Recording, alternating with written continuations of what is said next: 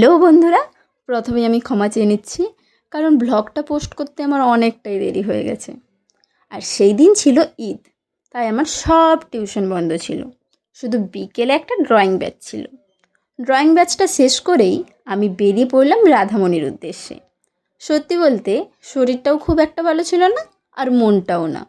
অনেক দিন ধরে নিজের জন্য আলাদা করে সময় বের করাই হচ্ছিল না। এই গরমে বাচ্চাদের সকাল স্কুল হয়ে যাওয়ায় পুরো রুটিনটাই কেমন যেন বদলে গেছে।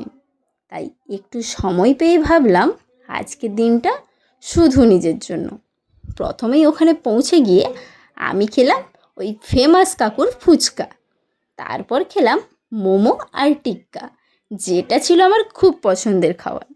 আর যার সাথেই নিজেকে আরও খুশি করার জন্য আমি নিজেই নিজেকে একটা গিফট করলাম। আর একটা মজার ব্যাপার জানো, আমি ভিডিও করছিলাম ঠিকই, কিন্তু ভিডিওটা অন করতেই ভুলে গেছি। সত্যি বলতে এটা প্রায়শই আমার সাথে হয়।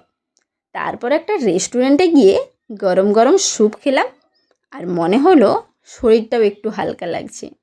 কখনো কখনো নিজের জন্য একটু সময় বের করাও দরকার। আজ আমি আবার একটা জিনিস খুব করে বুঝলাম, নিজের ইনকাম থাকাটা সত্যিই খুব জরুরি। কারণ নিজের ইচ্ছা মতো খেতে, কিছু কিনতে, নিজের জন্য একটু খরচ করতে কাউকে কখনো কৈফিয়ত দিতে হয় না।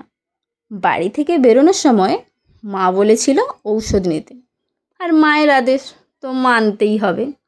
তাই ওষুধ নিয়ে আমি বেরিয়ে পড়লাম। আর পাশেই ছিল মাসি বাড়ি। মাসি তো আমাকে দেখে আর যেতেই দিল না। তাই আজকের রাতটা মাসি বাড়িতেই কাটাবো।